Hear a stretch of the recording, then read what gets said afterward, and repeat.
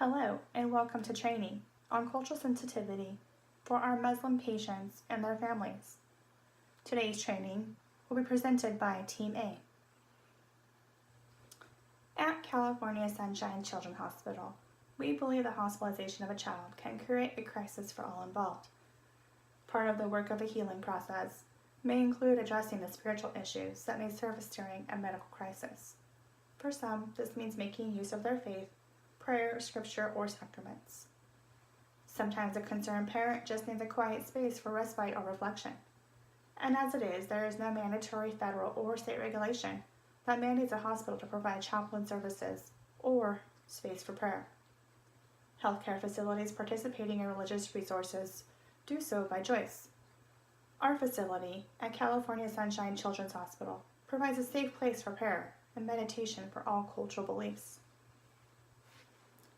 Staff have reported stigmatization within the facility and have voiced the need for culturally competent staff. Additionally, staff have identified a need for accommodations of Muslim patients and their families. These sensitivities include gender coordinate care and prayer space.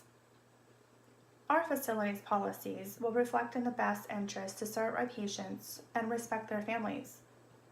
Gender concordance is being requested based on Islamic conceptions of modesty and privacy. Staff will respect a patient's basic rights, secured by federal and state laws.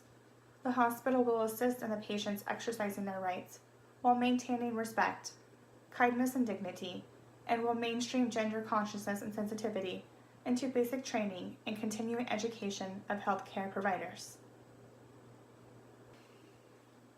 Religious requests and prayer needs will be accommodated by providing a neutral prayer space to ensure security and privacy during worship, and providing a patient-centered experience. Congress enacted a law that required the Child Abuse Prevention and Treatment Act to not include a federal requirement that a parent provide a child any medical service or treatment against their religious beliefs. Parents also have the First Amendment right to withhold any medical care given to their children. Welcome to this segment of our training video. Patient experiences are great resources for improving or creating patient-centered policies and practices within an organization. People will only come to the hospitals where they feel that their whole person is acknowledged and welcomed. It is important that each client feels that their heritage is celebrated and they are treated as an individual. In this first example, we will talk about Amir. Amir was a 12-year-old Muslim boy and was also a brittle diabetic. His blood sugar was out of control the whole time he was in the hospital, but his family followed a religious approach to treatment versus administration of insulin with close blood sugar monitoring. For 4 days, medical intervention was withheld, and all that were given were prayers.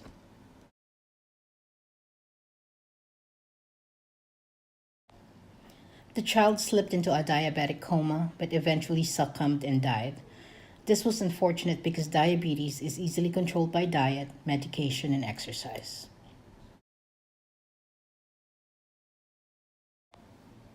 The Child Abuse Prevention and Treatment Act allows parents and guardians to refuse medical treatment that do not align with their cultural and religious beliefs.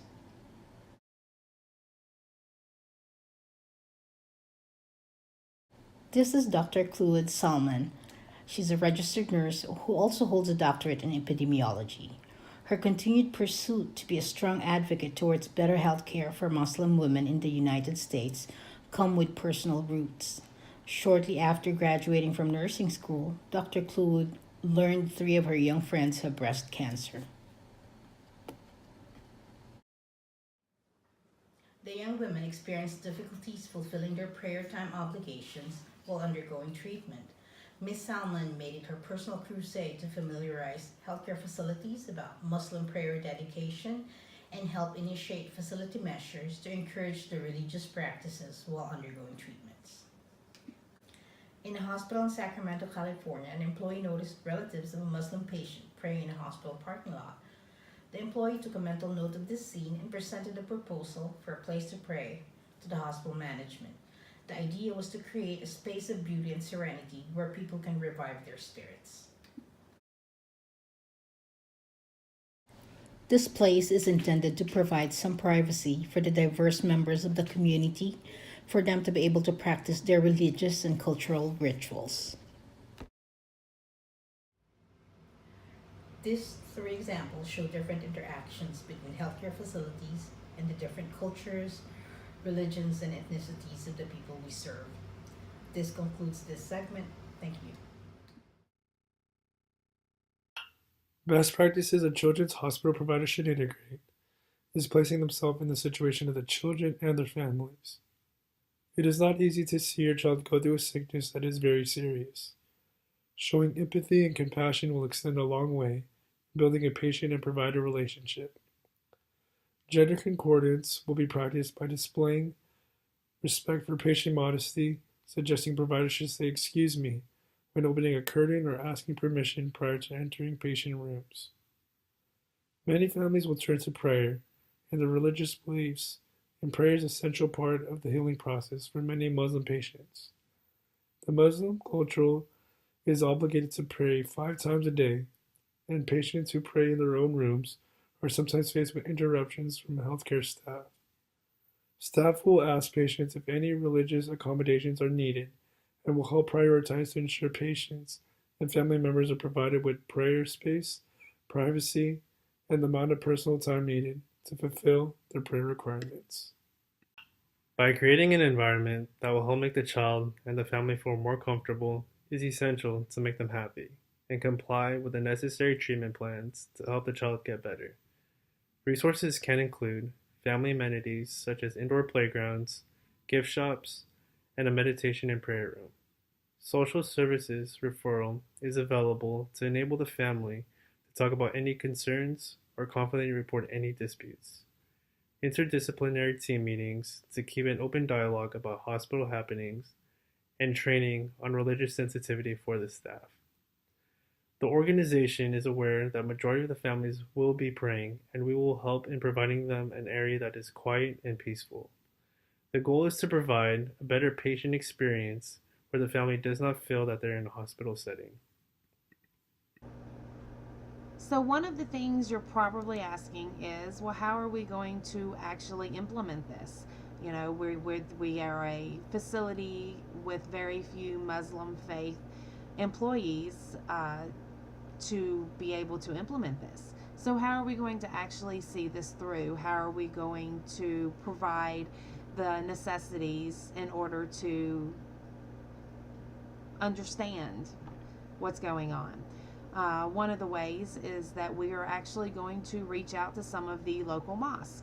Some of the local mosques is an ideal way of better understanding what it is that we need to implement, as well as what supplies and such that we will need for this. Reaching out to the mosque is going to be able to allow us to have a better understanding, a better knowledge of what it is that the Muslim religion and those people within that need, you know, as well as the supplies. Hopefully, when working with some of the mosques and such, we'll be able to get some donations for the supplies as well. If not, we, of course, you know, have discussed the budget for that, as, you know, we'll discuss later. But just being able to understand is going to provide a quality patient experience for both the families and the children that are here while they're here, as well as giving them the sense of family, a sense of comfort, a sense of understanding. Not only that, but it's going to give a sense of that we get you, we understand what it is that you need, and we want to be able to provide that for you, so that way you are at your top while you're here receiving care. As with anything, the internet is just extremely accessible for learning and understanding how healthcare providers can provide empathetic care. Just knowing the patient, appreciation for their beliefs, whether their belief is Muslim or Baptist. As you're aware, the population for American Muslims continues to increase.